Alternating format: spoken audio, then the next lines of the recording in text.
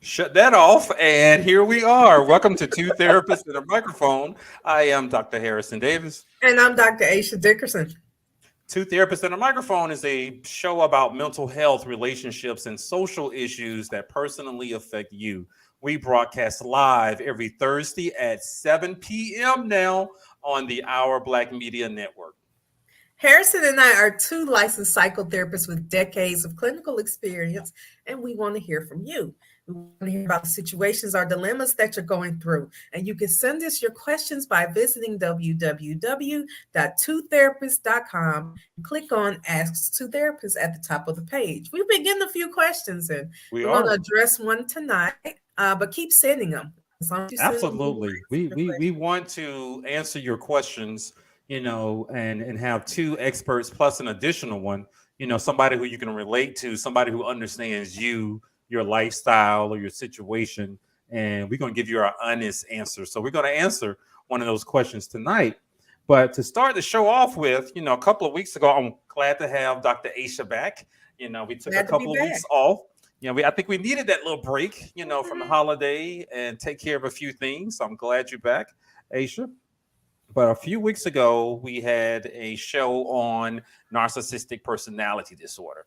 That's a hot topic. We talked about it. Our expert guest did a wonderful job talking about it. And I remember doing the show, and I think a lot of people responded to that show too. Mhm. But I remember thinking, I'm not doubting narcissistic personality disorder, but I mentioned everybody can't have it. Just because someone's a jerk and they're selfish.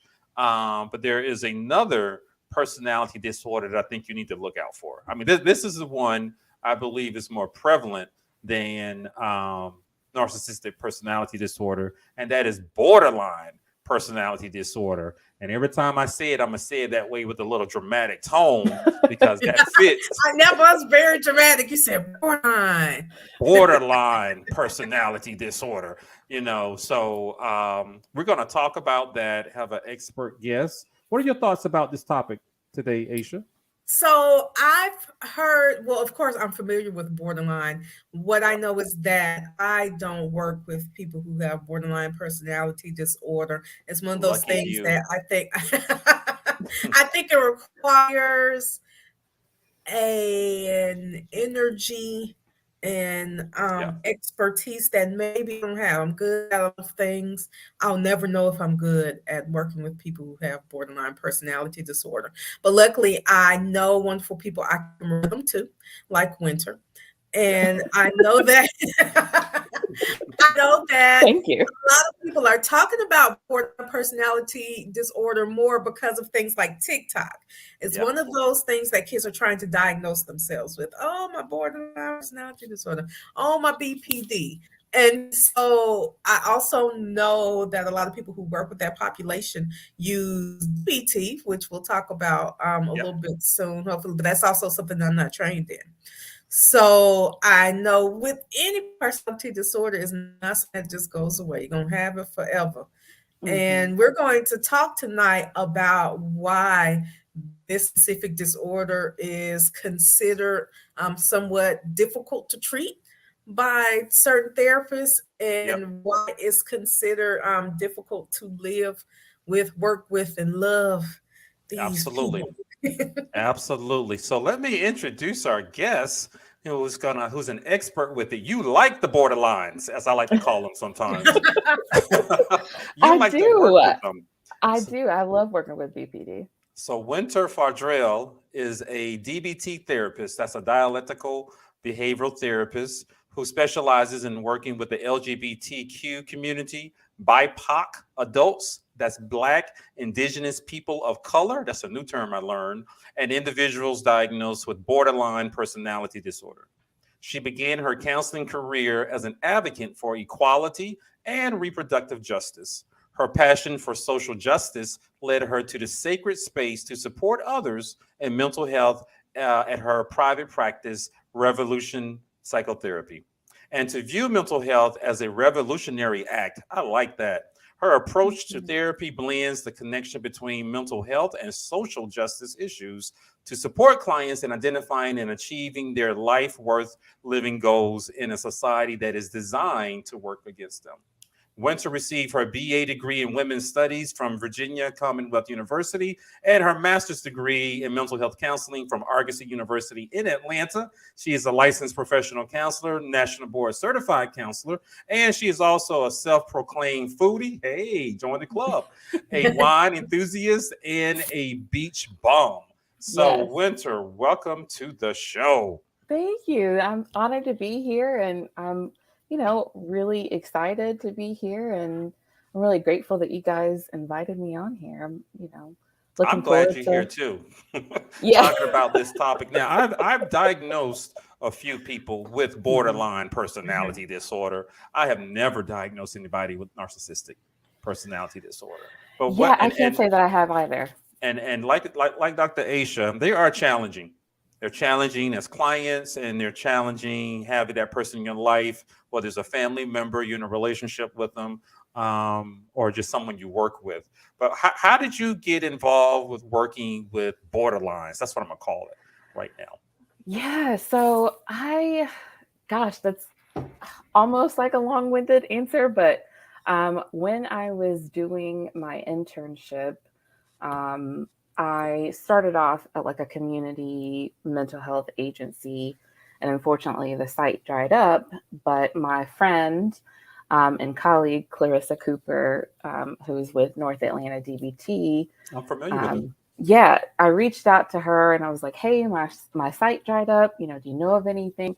And she was like, "Yeah, come on over to where I work. I'm, doing DBT with clients who have BPD." And I sort of took a chance on the internship there, Yeah. and I'm glad that I did because it really did change my life. And I'll say, starting off, I did not know anything about BPD other than what was taught to me in school. And when I learned about BPD, I remember my professor saying, these are hot mess clients. And I was like, oh I my got that gosh, too. it sounded terrifying. And I was like, I don't want any parts of it. No parts of it. I don't want no parts of it. Right.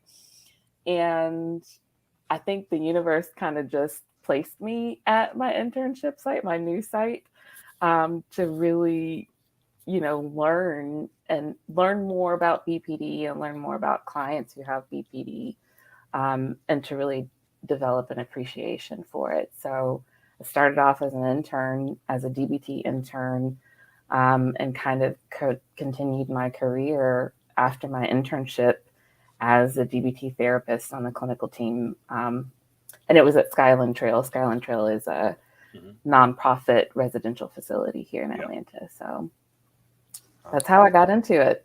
It kind of stuck with me.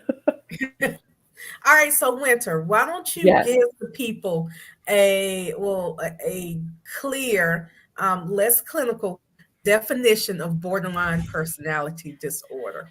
What is it? So that's the age-old question, right? Like, what is it? I have kind of adopted a definition from the National Education Alliance for BPD, which really is about like a disorder of ongoing patterns of difficulty with being able to regulate your emotions, being able to regulate your thoughts or thinking, difficulty with like your self-image and your self-confidence, and ultimately relationship conflict. It is a personality disorder, and I think you were talking earlier, Dr. Dickinson, about like, this is something that, people are going to have the rest of their lives. It's not like it's going to go away. And so really, I talk to my clients about managing the symptoms of BPD and kind of like what the symptoms are, ranging from suicide to self-harm to impulsivity, to, really unstable, unmanageable relationships and like this sort of poor sense of self and, concept of self, if you will.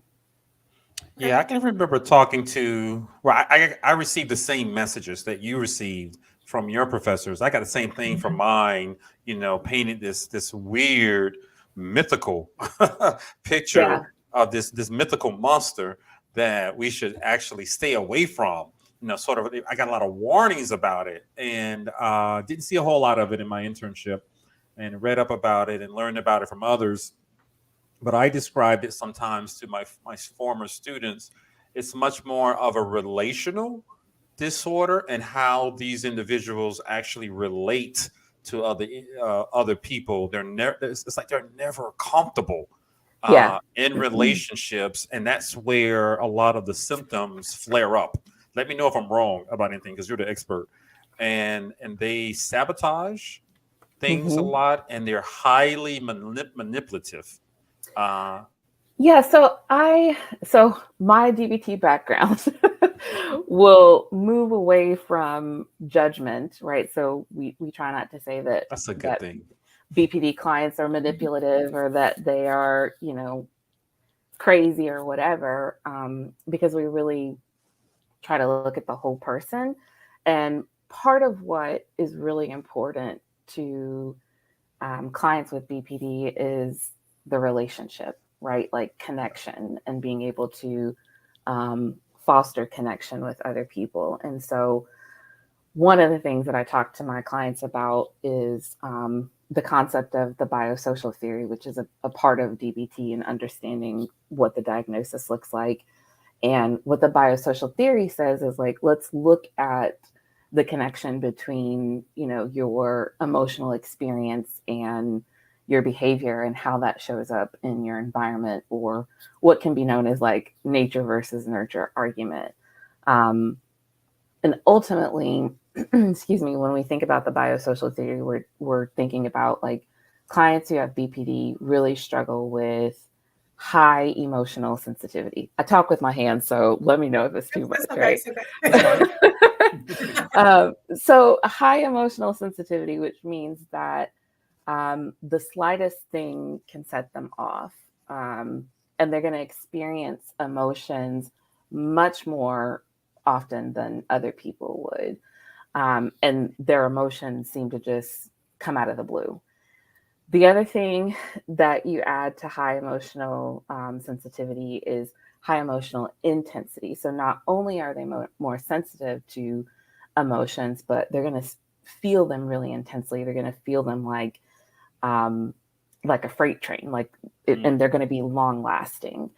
And then you have high emotional reactivity. So you think about, I'm spending a lot of time with this intense emotion. I'm really sensitive to it. It's only natural that the emotion is going to drive me to act on it. And that's where a lot of impulsive behaviors come from. So, self-harming or gambling or impulsive sexual behaviors or binge eating comes up a lot. And then when we think about our reactivity, we spend so much time in this high emotional state, it's going to take longer for them to come down to a state of calm or rest, or what's known as like baseline. So when we pair all of those things together with their social environment will show up in one of two ways. Either it'll be a validating, supportive environment, or it'll be an invalidating, traumatic environment that not only negates their experiences, but oh, hey, Johnny Jenkins, it's so nice to see you. Sorry to interrupt you. I just want to put that up. Yeah, no, thank you. But no, their social environment will be really invalidating and traumatic. And not only will it negate their experience, but it'll also punish their own emotional experiences, will reinforce maladaptive coping behaviors, and then oversimplify problem solving. So when we think about like, oh, telling someone you should just stop crying. Well, therapists will never say that to anyone, but someone Not to their client, they might say not right, not to their client, right? But like a loved one telling someone who has BPD stop crying is really invalidating because it's dismissive of Mhm. the pain and suffering that they're going through. So that's kind of the approach that I take, and you know, what I discuss with my clients to kind of help them understand like how it shows up in their life, and to really grasp like you're dealing with something that other people aren't dealing with. And that's really eye-opening for them.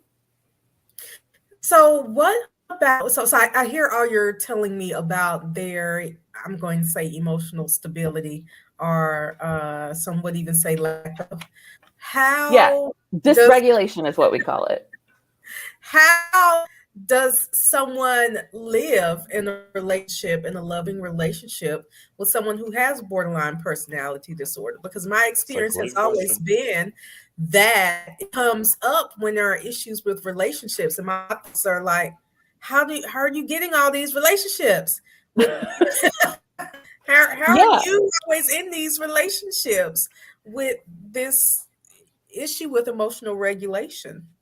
yeah, it's, you know, it's interesting because that's a part of the diagnosis, is like getting into these unstable relationships. And not only does that show up like in platonic relationships, but it shows up in romantic relationships. It might even show Work up in relationships. work relationships, yeah, at their jobs. So, you know, if you're in a relationship with someone who has BPD, it can feel a lot like you're walking on eggshells around them. Like you're Every worried day. about every little thing that you say setting them off.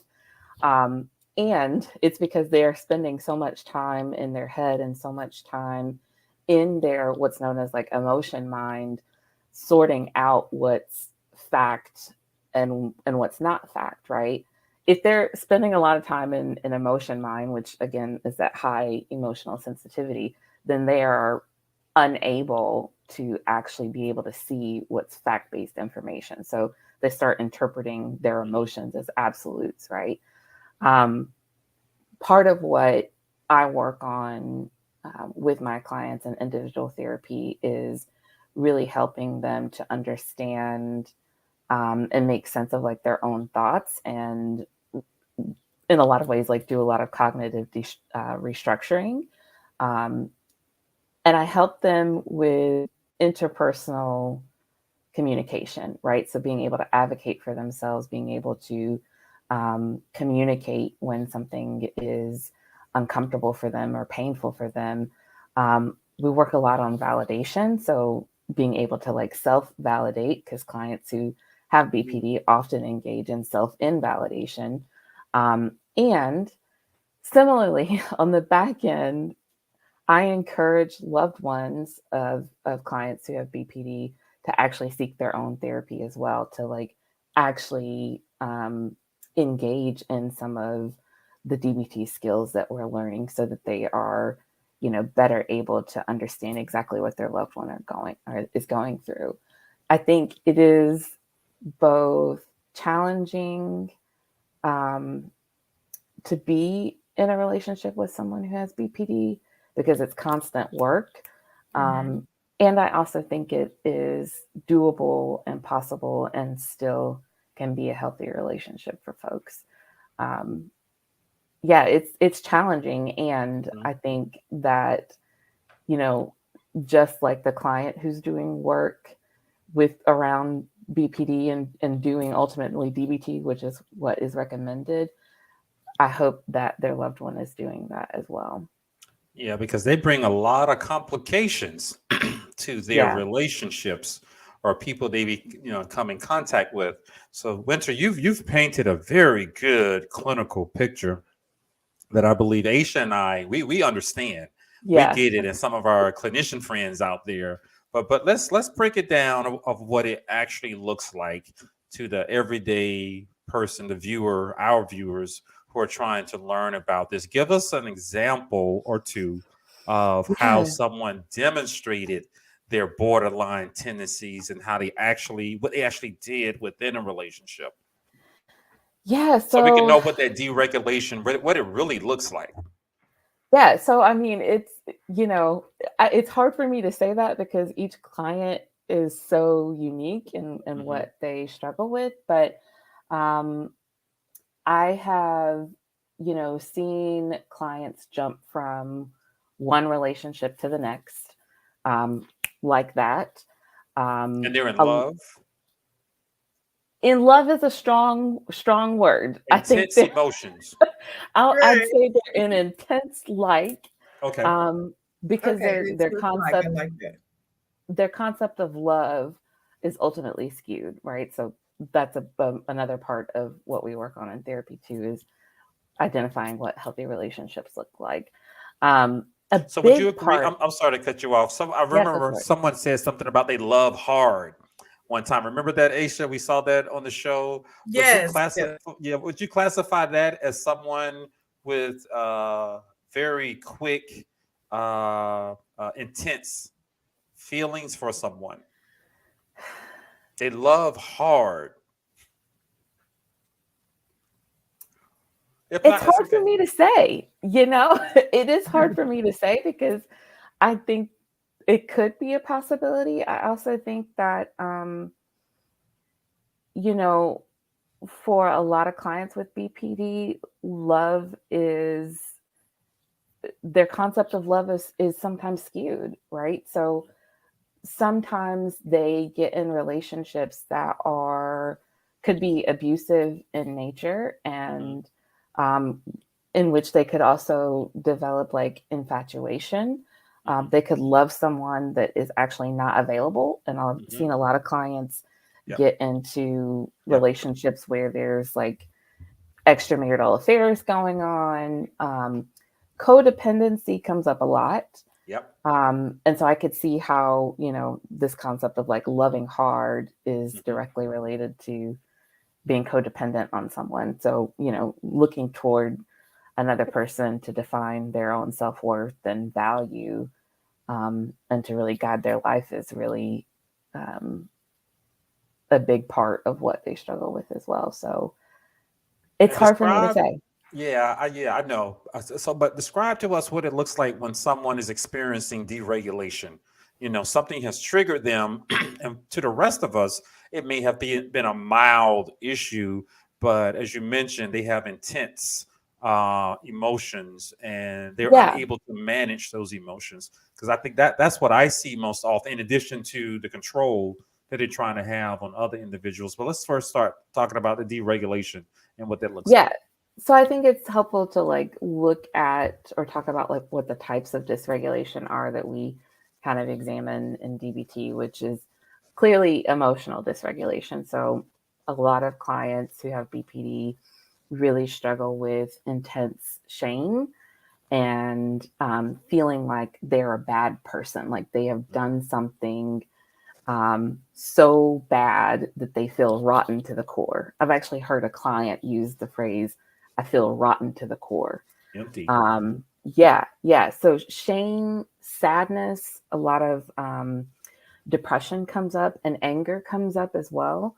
A lot of clients will outwardly act on their anger, whether that's through punching things or having road rage. It could be lashing out as a way that anger shows up, but certainly emotional dysregulation is a big part of it. And the emotional dysregulation isn't um, it isn't weeks on end. It's literally hours, day to day. So 1 minute they could feel, you know, really triggered by shame. The next they could feel really triggered by sadness or anger. So it is really like an up and down kind of roller coaster experience. Um, Thank you. Behavioral dysregulation is a big part of it. So behavioral in terms of struggling with thoughts of suicide, having intense suicidal thoughts, so intense that they're acting out on it, meaning they have made attempts or have developed plans to complete suicide. Engaging in self-harm, and the biggest self-harming behavior that I see presented with BPD is cutting, Hmm. and it's all forms of Yep. cutting. And I've also seen burning, But tell the audience, what is cutting? What is that? So it's also defined as self-mutilation. So cutting meaning using some sort of sharp object to break the skin. Intentionally. Intentionally break the skin. And normally when clients engage in cutting, it's because they're experiencing intense pain or experiencing intense numbness and wanting to feel something or wanting to like take away the pain. From a biological standpoint, it makes sense that they do that because they don't understand or know other ways to cope with it. So self-harm is a big one. Substance abuse is a big one. Seeing drinking. Drinking comes up a lot with BPD. Drug use, smoking marijuana also comes up a lot with BPD. And then eating disorder related behaviors. So binging, and purging and restricting are also big behavioral So ones. a lot of self-destructive behavior. They're actually hurting themselves. Dangerous stuff. Yeah. Suicide, self-harm, eating disorders, all the, for lack of better terms, bad stuff. All the bad. Yeah. So life-threatening behaviors, absolutely. And then, of course, we've talked about like interpersonal dysregulation, which is, again, like looking at the relationships and sort of like the pattern of unstable, unhealthy relationships. And then in some instances, clients experience, well, I'll say in most instances, clients experience what's known as like a fear of abandonment. So they're, again, wanting connection with other people, wanting to really belong, and then get really fearful and really preoccupied when they're in a relationship, even if it's a platonic relationship, that someone is going to leave them. And so when they start to do that, a lot of like behaviors of jealousy come up where, they're trying to do things to keep the person around. And it'll make the person leave them. And then ultimately it makes the person leave them. Yeah, absolutely. Yeah. It's like really counterintuitive, right? Or in some instances, I've seen folks go from like what's known as like idealization versus devaluation, where 1 minute the person that they're with is the greatest person in the world. They are the shit. The God, right? They place them on a high pedestal, and then the next is devaluation, where they can't stand them, they hate them. So they kind of vacillate on the bottom of their shoe. Yeah, scum on the bottom of their shoe. Like you were just in love a month ago, would do anything for him, but now you can't stand them, right? And so then also what comes up is like self-dysregulation, where a lot of clients are unsure of who they are.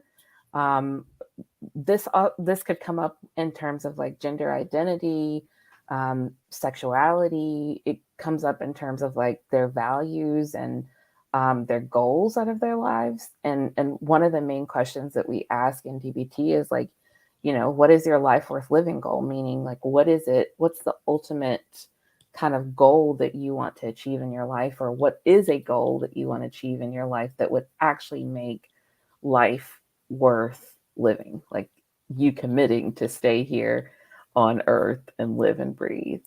Wow. And then finally is cognitive dysregulation. So a lot of folks experience intense anxiety. Sometimes that intense anxiety makes them experience dissociation, where they start checking out, or they have no sort of concept or sense of time. A lot of them experience like depersonalization and derealization, where they're having like these out-of-body experiences. So we do a lot of like grounding techniques to get them back in the here and now and to really focus on the present moment so that they're not off in la la land. Wow. So this sounds like a lot of complications, and it is complex. Yeah, it is, and they're toxic, in relationships, and feeling uncomfortable within a relationship, but they long for it, they want it, but they're the ones who are sabotaging in relationships because they are so uncomfortable with themselves and who they are sometimes, and they cause the problems within the relationships. So I think so. Toxic is a strong word, I It think. is. I tend to err on the side of It's less It's judgmental. probably the word the layperson would use. Yes.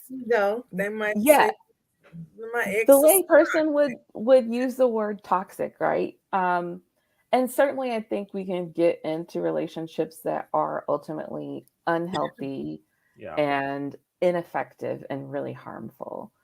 And I think the thing that, I want people to understand about people with BPD is that they're not intentionally showing up in a toxic way, Yeah. right? They're not intentionally trying to harm. It's that they really don't know how else to be. They really struggle with how to regulate themselves. And so it takes a lot of coaching and a lot of coaxing, if you will, to, really show up in a healthy, supportive way, in a healthy, supportive relationship. Yeah. Another example that I used to give my students, you let me know if this is right or not, when talking about borderline personality disorder, in a counseling theories class or a diagnosis class, the DSM class is what we used to call it. Just think about, imagine maybe when you were younger, somebody did something that really hurt your feelings. I mean, Mhm. it was deep. It cut you bad. That means it was someone you cared a lot about. You cared about their thoughts about you. For some of us, we got to think back a long time ago where we allow someone to do that, but we recovered because we tend to be healthy. And I used to tell my students, think about you experiencing that intense level of pain almost on a daily basis Yeah. because someone didn't respond the way you wanted them to, or they didn't respond to that text, or they didn't call you back in a timely manner, or you're beginning to wonder about someone's love for you and whether or not they're being genuine, and all of those intense emotions that I believe we've all felt at some Mhm. point in I was about to time. say, I've known plenty of people who don't have borderline personality disorder who make some rash decisions because you took too long to respond to a text. Absolutely. But those emotions, that emotional regulation that you were talking about, many of us, we can rationalize it. Mhm. Maybe they were busy, or, I got something else to do. We rationalize it. Or, oh, they don't want to, be in a relationship with me, or they don't want to hire me or something like that. We can get over it. But that borderline person, the triggers can be much smaller Yeah. to tell them that they're insignificant, and, Yeah. and that is a deep cut within them, and I can imagine it is exhausting going through that on a Right. daily basis.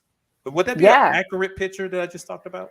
Yeah, absolutely. And I've heard people also say, and maybe this is kind of more clinical, but I've heard people say it's a lot like having a nerve exposed, right? Like a nerve on That's a your good body analogy. exposed to the air. It people with BPD are that sensitive. Like Yeah. it's that harmful and that painful and that intense. Like So, somebody just spit on them, yeah. and they went into a rage because they didn't like the way the person responded.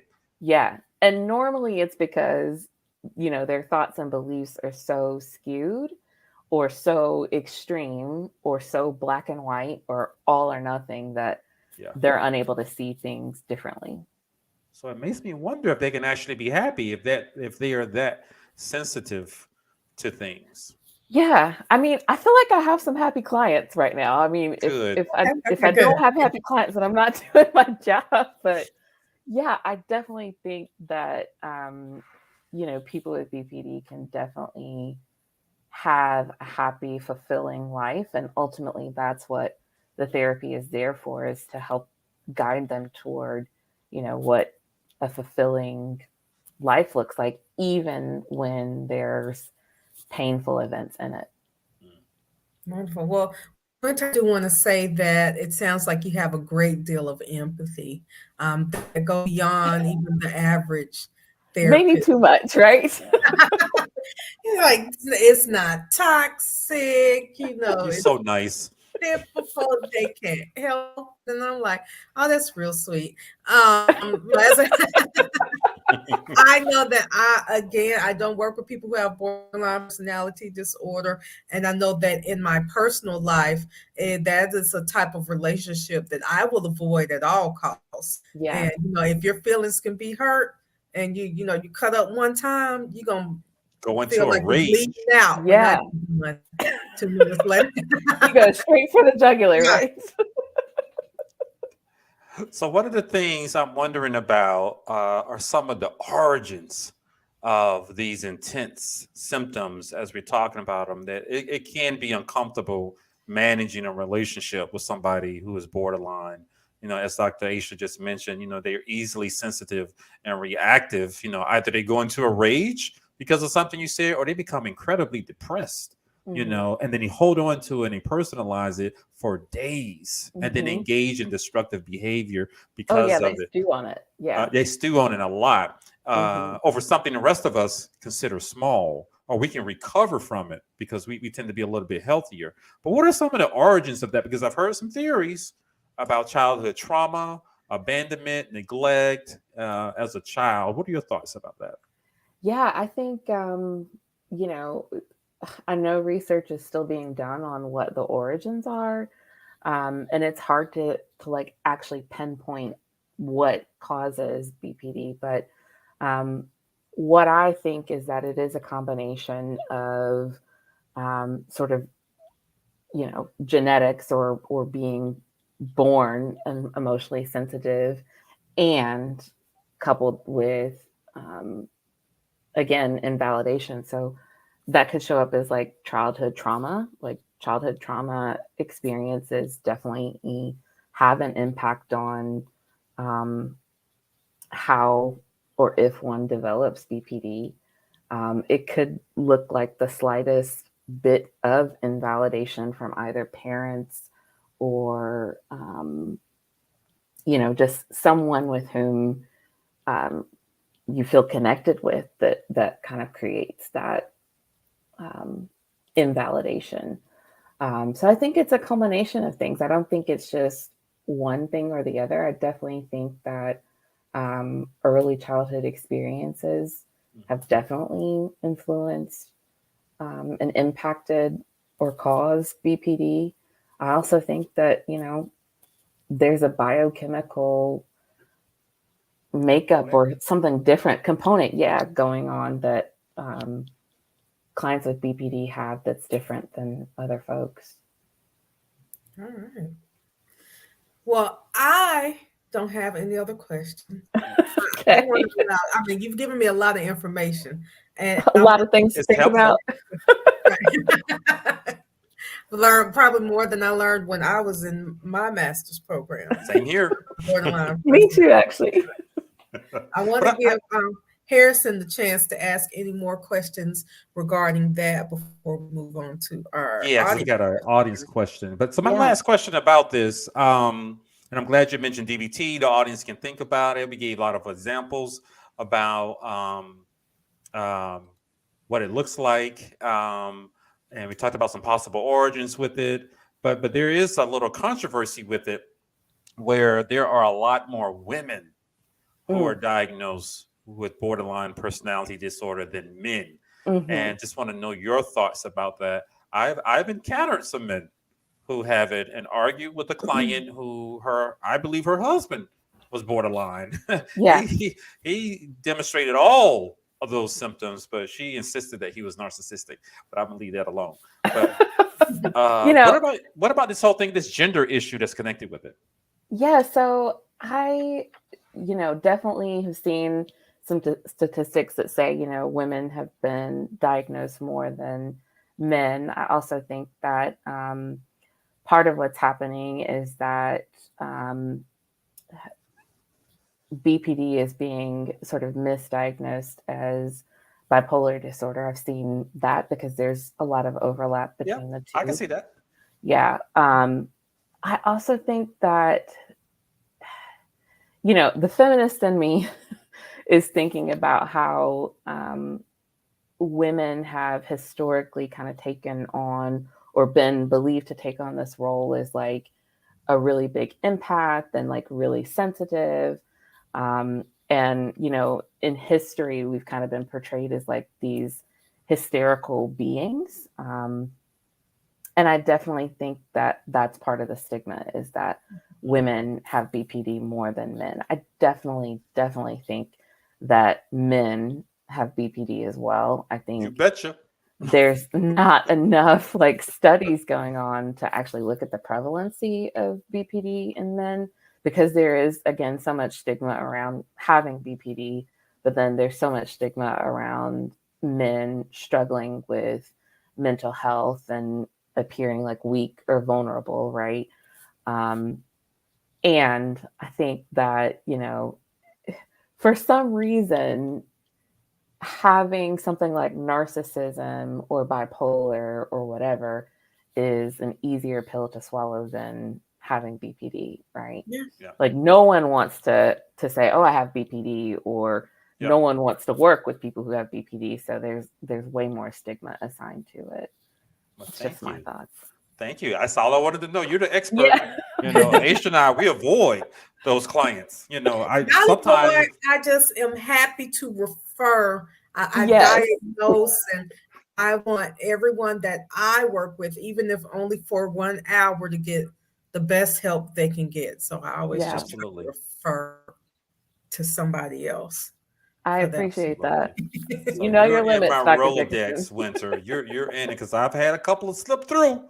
You know, they didn't show me until that third session, and I'm still like, oh wow, look at that. Yeah, now they're mad at me. They're raging at me because of something I suggested. Yeah, normally I can tell within like the first or second session, like, you have BPD. This makes sense. Because they don't know. I'm about 6 months in before I. All right. So Winter, thank you for the wonderful information. That was actually very good, and you just did it all off the top of your head. You know, God bless you with that. And so what we want to do now for a few minutes is talk about a question that we got from an audience member. Oh boy. Got it last week. Let me just pull it up on my screen. I'm gonna try to read it. I have it here if you want me to read it for you. Thank you so much, Aisha.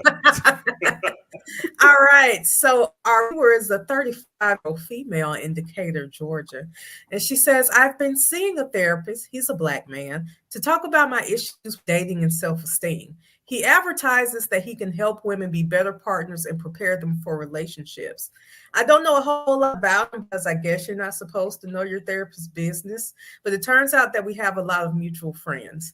When I mentioned in a group of friends that I was working with him to make myself more prepared for love, a couple of people made me aware that he is married to a white woman, and now I feel some type of way. Like that's some Kevin Samuels-ish. Long story short, I don't think I want to work with him anymore.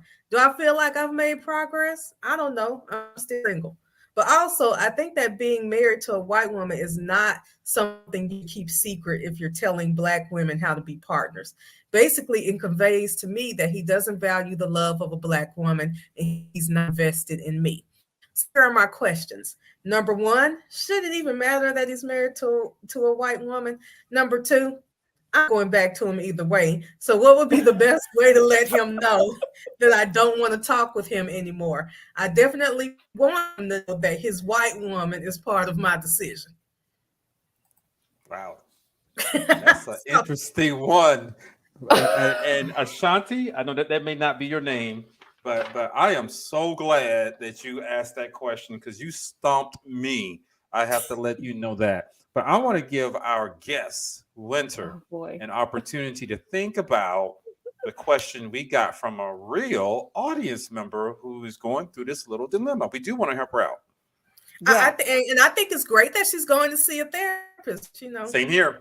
I congratulate you. This is also probably the reason therapists don't give the information out. But what do you think, Winter? Facts.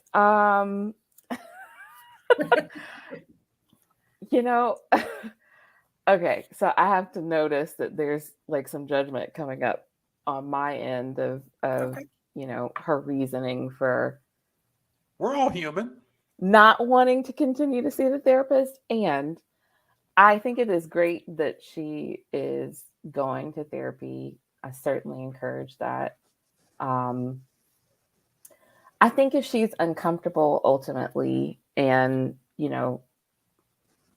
this doesn't align with her values, then certainly, take the step to say, I don't think this is going to work out for me.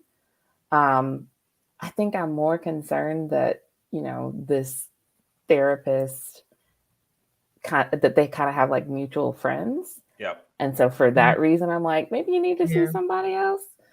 I don't know. If somebody, okay, I just have to name the elephant in the room. Okay. Do it. I am a Black therapist. I'm a Black therapist that serves the BIPOC community, LGBTQ folks. I am also a Black therapist who's married to a white woman. That does not, in my opinion, that doesn't impact my ability to show up for my people, because I'm going to do that 100%. And if someone ultimately doesn't feel comfortable with me because my wife or my partner is white, then it doesn't need to be about me. Like, see who you want to see because they align with your values. So that's my take on it. I don't know. Maybe that struck a chord with me where I was like, "Ooh, that's okay. That's You're some human." judgment, right? I'm glad you mentioned that because I didn't know it, but you let the audience know how you would react. If somebody had this similar type of situation towards you. So I appreciate you being authentic with that. And ultimately, again, I want them to do what's best for them. So if they're really uncomfortable with it, then your therapy session isn't going to be effective, and you're not going to get what you need to get from the therapy because you're so focused on the fact that your therapist is married to a white woman. And I think that it's the last sentence that hit me where she said, I definitely want him to know that it's because of his white woman. It's like, oh, so why? Now the kind of right. You just want to make sure it's not good enough for you to just move on because you don't like that. You want to make sure you let them know, stop trying to tell Black women how to be better partners when you aren't even married to, when you don't want a Black woman for your part, is what I was gathering. Right. Yeah, so she has, so the first thing I noticed, perhaps it isn't wise to see a therapist when you move in the same social circles. Just like that's number one. That's why I don't refer my friends to my friends. I have therapists who are friends, and I have friends. I'm not going to refer them to my therapist. It gets messy. It gets really messy, right? We don't need to know. That's the number one rule for everybody. So perhaps I would have suggested that you talk about that with your therapist when you discovered that your friends know them and you move in the same social circles, with it. That's the first thing there. But I'm also hearing that you have this criteria. Dr. Aisha just brought this up. This criteria for your therapist, when he's trying to help you, you're not married. You're trying to assess yourself to prepare for a healthy relationship. And it sounds like he's in a healthy relationship, but you just don't agree with his chosen mate and who he chose. I don't know what that has to do with him helping you and being genuine, with his desire to help you to reach your goals, So I don't know what made you focus on that, but we can explore some of that resentment that you have and how this may have triggered you because this is a Black man who is married to a white woman. A big part of me is like, who cares? What's the quality of the care that he is providing you? And I'm like, Aisha, I'm not sure why it's so important for you to tell him, I don't want to see you anymore. That's the point. You just want to be because your wife is white. Yeah. That does feel really intentional, right? Like I want you to know that I know this thing about you, right? Yeah. So it sounds like, I don't know, you want to hurt him. You want to throw that back out at him. I'm hearing some resentment that is there. I encourage you to explore that, and that desire to throw that back at your therapist, and you're using that as a reason not to continue with him. I mean, those are the two things there. You move in the same social circles. We got to make a decision about that. But now that's huge. And then the other piece is you don't like his decisions on who he chose. But it tells the rest of us clinicians we try our best to keep our lives private. I don't have any pictures in my counseling office of me and my family. I don't even mention it. I don't talk about where I live or anything like that. But sometimes in today's digital world, they discover things about you. So that's my take on it. That was a very good letter that we got. I had to think about that for a while. It was deep that she said it was some Kevin Samuels-ish, because that's a lot. Because he just I never listened to one of his tapes ever, and I won't. But my understanding is that it's almost as if he detested in this case Black women, and said that nobody wanted them. They, everybody else was more desirable. And this viewer, it feels like that's the feeling she got from her therapist, because he married a white woman. Yep. So assess the reason. What's that trigger in you? Yeah. That's what I just encourage you to do. It's like, who wrote you? Yeah, go to another. That's a good question. Go to another therapist. Perhaps find a Black female therapist, and talk about that. And let's hope she has married someone that you approve. That would be good too. So this is the end of today's show. That was a wonderful question that we got. I encourage the rest of you all to ask your questions. Just go to our website, twotherapist.com, TWO therapist with an S.com. Click on Ask Two Therapists. Dr. Asian I, we are happy to answer your questions. We're going to give you the real, whether you like it or not, and it's always coming from a good place. And so Winter provided us with a lot of good information from a very good and knowledgeable place. So Winter, why don't you tell the audience how can they contact you if they want to continue some type of conversation with you? Yeah, well, hopefully I didn't throw people off by saying that my wife is white, because, sometimes maybe people are judgmental. That is not your issue. It is not my issue, right? But if you want to reach me, please visit my website. It's www.revolution-psychotherapy.com. I'm on social media. It's at Revolution Psychotherapy on Facebook and Instagram. I'm not on TikTok because I don't do video things, but I'd love to hear from you. If you need support, certainly reach out. All right. Any final thoughts, Aisha, and take us out? I appreciate Winter telling us so much about borderline personality disorder. I don't feel like I'll need to avoid them in my professional life, but I have to be real. I'm going to still avoid them in my personal life. That does not sound like the type of relationship/friendships, anything. Co-workers too. Yeah. Nothing I want in my circle. All right. Thank you so much. So you guys have been watching Two Therapists and a Microphone. We're going to broadcast live at 7 p.m. now every Thursday evening. We will see you guys next time. Thank you guys so much.